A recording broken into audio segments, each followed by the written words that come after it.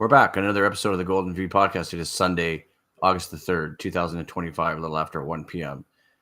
We've got our regular returning contributor and good friend TJ Lee here.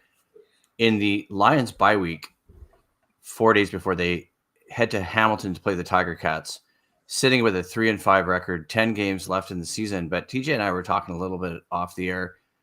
What has happened so far this season and what this means for this team going forward with 10 games left? So TJ, welcome. How are you? Let's get to a little bit more about that chat we were having off the air before we started. What are we looking at with this team based on obviously last week's disappointing loss, being up by 10? But you talked about some really good perspectives. That's why you're here. That obviously I, as a fan, I can't see the stuff that you see, right? So let's get into a little bit about what's happening with this team right now. Mm-hmm. Yeah, thanks for having me. Here to talk football as always. From all the coaches that I've had playing with the Lions, what they have in common is they kind of break the season down into threes, Right. 6 games, the first 6 games of the season, second 6 game, and then the last 6 games.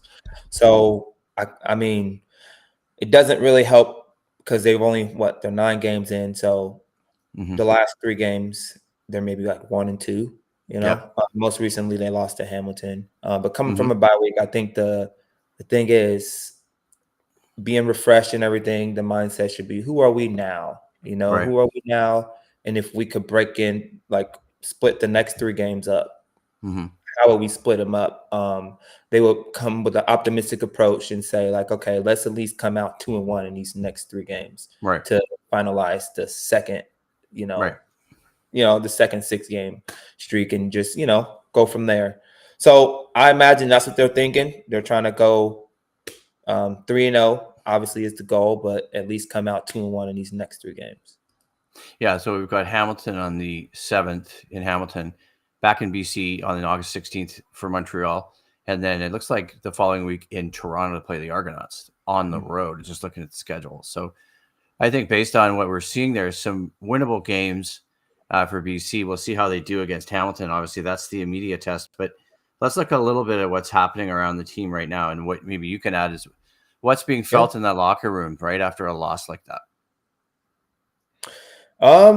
Get away. It's bye week, we want to get away, kind of refresh and renew ourselves, get into our families for a couple days, and just come back with new energy.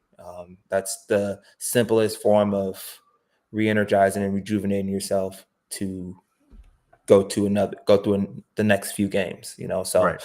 That's the main process. And when you get there, the coaches have done their due diligence and breaking down the film and, kind of just coming up with how we've kind of stats wise, what it looks like, we're first in this, or we're last in this, or we need to get better at this. And that's when, when the coaches review and they be very transparent about their play calling and, and how they can help them be successful, in hopes that the players did the same thing with their break, kind of go back and kind of just review the film. And, you hung out with family, but you're reviewing the film when you get a second, just to look at how you can come and be better for the team. So if all has done that, then that's time to collaborate together and put a winning product on the field. Yeah, because it's tough, right? I mean, obviously up by 10 points, and then, the spectacular play that we talked about off the air with the catch by Carter. Yes. But then, to give up that 10-point lead and just watching that last series, letting Bo Levi, and I know how much you love Bo Levi, march down the field like that and sort of take the lead away from the Lions at home is tough. But what did you see on that series of plays? I mean, you watched the game too. What was missing there maybe on the field on defense? One thing I see a lot of this year, you have the players and the stats, the defensive stats are good from a passing standpoint. I'll just focus on that right now. Okay. But when it comes to someone catching the ball, the tackling, the tackling is a big deal. Tackling is a big deal, even when it applies to the running game. Tackling, and once someone breaks a tackle, there's no one hungry enough to chase that person down, and get it. It's like So getting off blocks become a thing. And it's just a trickle down effect that allows that gives the other team success, especially when it comes to open field running. I don't think there's anybody, as a group, they're not collectively hungry enough to tackle the guy, or just Right. what a coach would say is you're allowing the guy to how can I put this? Everybody's trusting in the other person to make the play. So let's say I'm blocking someone and it's the linebacker's job, quote unquote, to make the tackle. Let's say the linebacker missed the tackle. We were too dependent on him to make the tackle that we didn't hustle to the ball to be there just in case, and that's the trickle down from turnovers and stuff. Like I remember one play that sticks out when Ronald Kent stripped the ball out. I don't remember what game it was. Ronald Kent stripped the ball out and you had Sione right behind him. That means he was running to the ball, So those habits kind of need to come over, those aggressive habits to run into the ball and all those things. Yeah. I mean, obviously, with 10 games left, we're going to look at last week's depth chart too, like we've done before. You can see that as well. And let's focus a little bit what was on defense presented for week 8 and what we're going to see in week 10. And I don't have Matt hasn't sent out his updated roster, but he will, obviously, with a depth chart for week 8. But given it, this is bye week and we're at 3-5 with 10 games left, maybe we can look at this and like you said, breaking it down to 6 games, but looking at the season,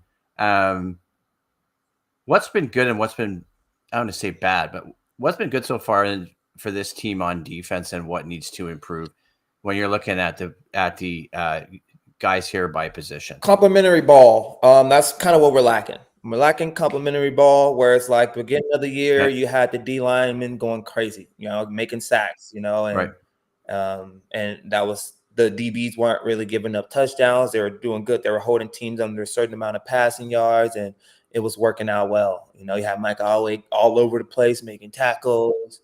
Williams, he asserted himself into the nickel position and kind of just locked that down, right?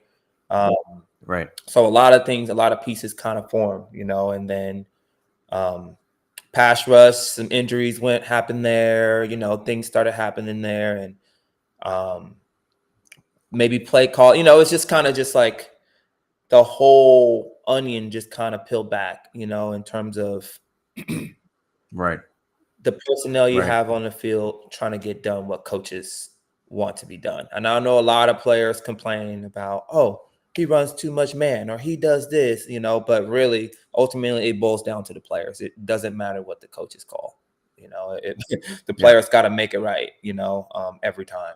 And that has to be the mindset. So in terms of leadership, we will hope that,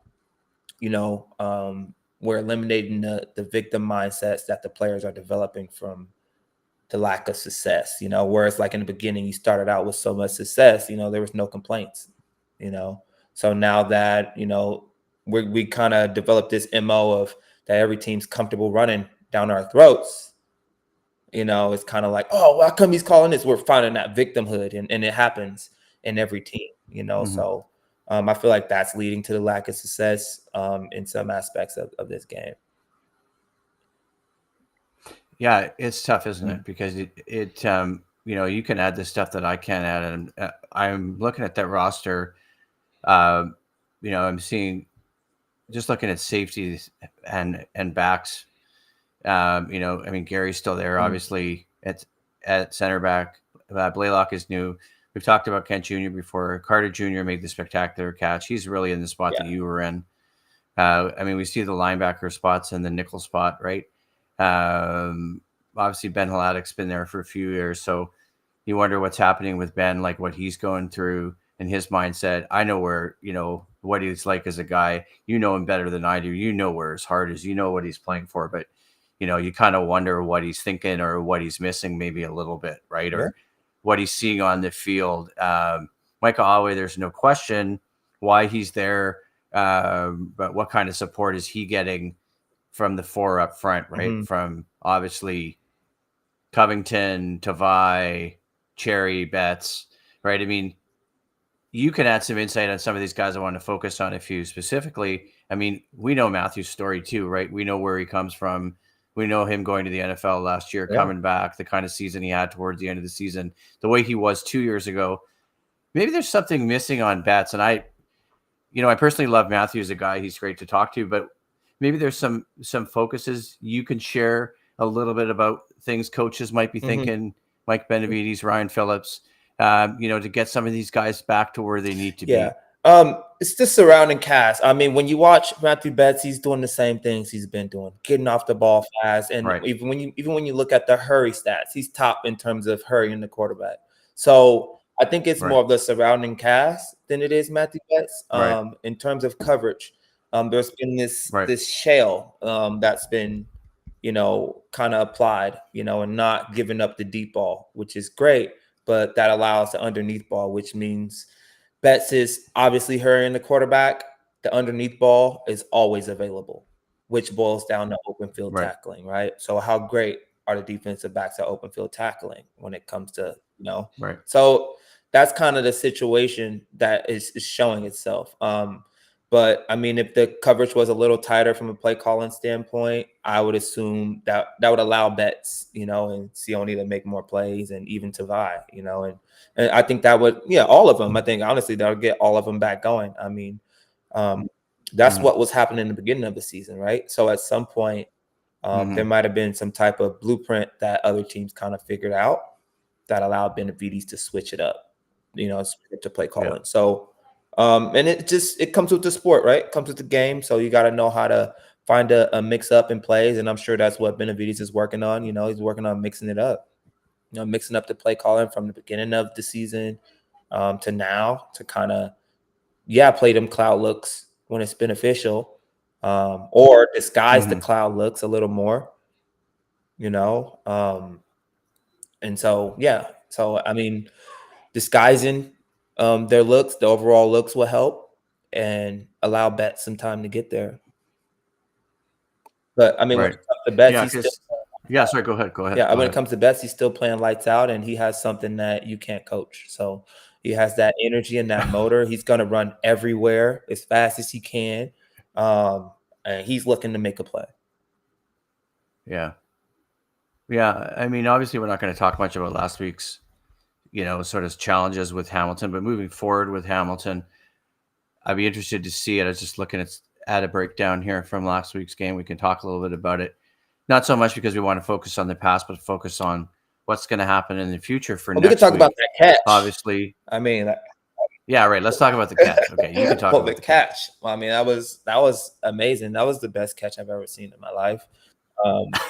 I think that needs to be said. The kid's spectacular. I think a few interviews before we talked, and I was telling you how I was liking him. I like how in that field corner position, they usually put a Canadian over there in that position. I mean, to put a rookie there makes sense too, just so he can learn the game. And he had he had some growing pains situation when they played against SAS. Where he got, he just got to get the ebbs and flows of the game and understand when teams want to attack that. But he ended up responding great. And I think just growing up, every player develops a superpower, or a super skill. And when it comes to him catching with one hand, obviously he's done it before, but that's one of his superpowers. So it's effortless for him and maybe difficult for a guy like me. To make that kind of catch, but that's something that he repetitively does, that makes, that adds to his cachet, if anything, and his fandom in terms of people, liking the excitement he brings to the game. He has some ferocious tackles against Hamilton last game, and he's good in the open field, and he's you can see his quick twitch and his angles to tackling is very good, so the cerebral aspect needs to be adjusted in terms of knowing when he's going to be attacked. But most people are going to steer clear for a while, knowing how, he can catch balls in the air. So kudos to that young man, and he's a great athlete. Yeah, because on that side there's Kent Jr., who you've talked about a lot. Obviously, you joined last year. You worked with him last year, and you've talked a lot about the praises of Ronald Kent Jr. So even if there's challenges this year on defense, I mean, obviously, we know what Gary Peters has on the other side. I know nothing about Blaylock, but Kent Jr. and Carter Jr. could form down the road, and they already are, even with the growing pains, two of the better guys on the field in the CFL, right? If they stay together. No, for sure. And I think that's why they're keeping Ronald Kent to the field, because personally, I see him as a boundary half. And down the road, you can probably see Robert Carter Jr. as a boundary half too. So if you could work their chemistry and keep them two together over there, I can see them being the future of the boundary side over there. Gary is still doing his thing, and it's great to see. But I don't know much about Blaylock, and he's going in and out due to the injury of Coop. So Edwards Cooper. So that's right. Edwards Cooper's going to be back and assume that role. Even though I think he plays better at field half where Ronald Kent is. So I mean, if I was a defensive coordinator, I'll switch him up, honestly, and do it like that. I mean, that's the truth. Knowing where their intangibles, and you would want to put them where it'd be more successful. Yeah, so let's look at Hamilton next week, because obviously I'm looking at some stats, right? I mean, we know what happened on offense last week, but focusing on the positives and moving ahead, we know about obviously Kenny Lawler and Tim White. We know what happened last week with Bo Levi, Keandre Smith. So, and then looking at, I don't know if I have anything on what Hamilton's doing on the ground too, but looking at, even if you can't stop all those players, and that's probably why Hamilton is the way they are, what can you do to minimize the effect of those? Well, the run game is complementary to the pass. So, I mean, yeah, they have good pieces, and, Bell's a great running back and all that. Sure. All right. But the thing about that is there's the Kenny Lawler factor. I think that shakes people up in the narratives, I mean, yeah, he's proved it all. Right. But because there's a Kenny Lawler, it appears that most teams want to have someone else take over the game, so we would adjust our play calling and to playing this shell. If I'm looking at from last game, we're adjusting this and showing this shell look to say you can have anything, because Bo's MO, if I'm watching film, he wants to be more aggressive. He's known to be an aggressive. He got gunslinger tattooed right across his bicep. So he wants to throw the ball deep. Okay. So his thing is to throw the ball deep. I didn't know that. Yeah. That was my college quarterback. So I know a little bit about him. And yes, that's true. It was from Eastern Washington. He's generally aggressive in terms of throwing the ball, but he's had this rebirth, and he's taken the underneath ball. He's taking what defense is giving him, and that's allowing the deep balls down the stretch, because once he notices, a different look, he's like, okay, well, I got this. When in doubt, even if he notices a man look, he'll just throw it up to Kenny Lawler. So he has more options to success, right? So if he's looking and he's surveying the field and he sees this shell look and it's not disguised, which I think it should be now, the shell look's not disguised. All right, the shell look, I'm just going to take the check down or take something underneath. All right, he takes underneath, he's able to move the chains to stay on the field. And the shell look, everybody's backed up, mix it up with the screen, get your running backs, get everybody touching the ball, get everybody comfortable. So once everybody's comfortable, when you take shots, your morale is, it's like increasingly growing for bigger plays. Kenny Lawler doesn't get what he wants. And I mean, people see that as successful from a defensive standpoint, but you're still losing and they're still putting up a lot of yards on you guys. So, I mean, I think a blueprint needs to be found for Hamilton, because right now there isn't one, and everybody's, their team morale is building because everybody's being able to touch the ball more.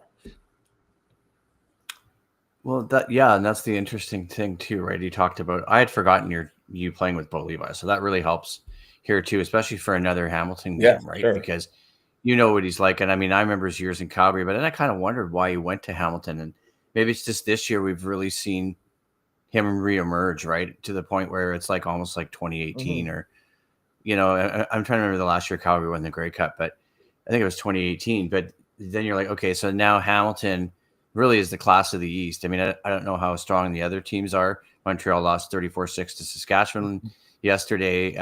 Toronto and Ottawa aren't as good.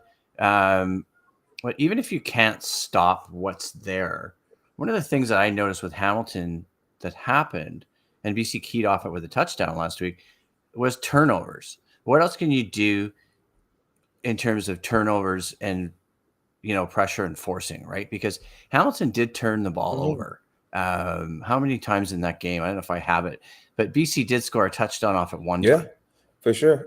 And what it is the mixing up. I mean, you can play a combo coverage where if you want to put a low guy over and a low guy on one side with a high player over where Kenny Lawler is, and then you could play man on the opposite side. There's a bunch of different ways to kind of mix up the look. But generating turnovers is just about effort and opportunity. You see the ball out there, and you rip at it, and it's going to come out. And the ball is slippery in football because everybody's sweaty. You know what I mean? Especially during the summer. That's something we didn't discuss. During the summer months, the ball's more slippery. And I mean, arguably, it's more slippery in the winter too. So it's all about the the perspective, right? And as a defensive player, you have to find your advantages. I mean, we're moving backwards, so you got to find an advantage in that, and that's the main thing. So it's sweaty, ball's gonna come out. Right. And obviously, let's look at some positives too from last week, but obviously looking ahead to next week on offense. I think Nathan's gotten better since his injury. I think he proved that last week. I think 33 points means you should win the game. The Lions had a few miscues as well, but so did Hamilton. Give us your thoughts on the offense, maybe so far and heading into next week. And obviously, we know what James Butler's been doing. The offense has balanced itself. It's balanced itself out, but the turnovers need to be limited. Right. I don't know. To practice, but the ball's slippery, right? So, but in making it work for you as a team, we have to emphasize protecting the ball. And I mean, that's a thing, I think the play calls are relatively safe, which allows you to move the ball there.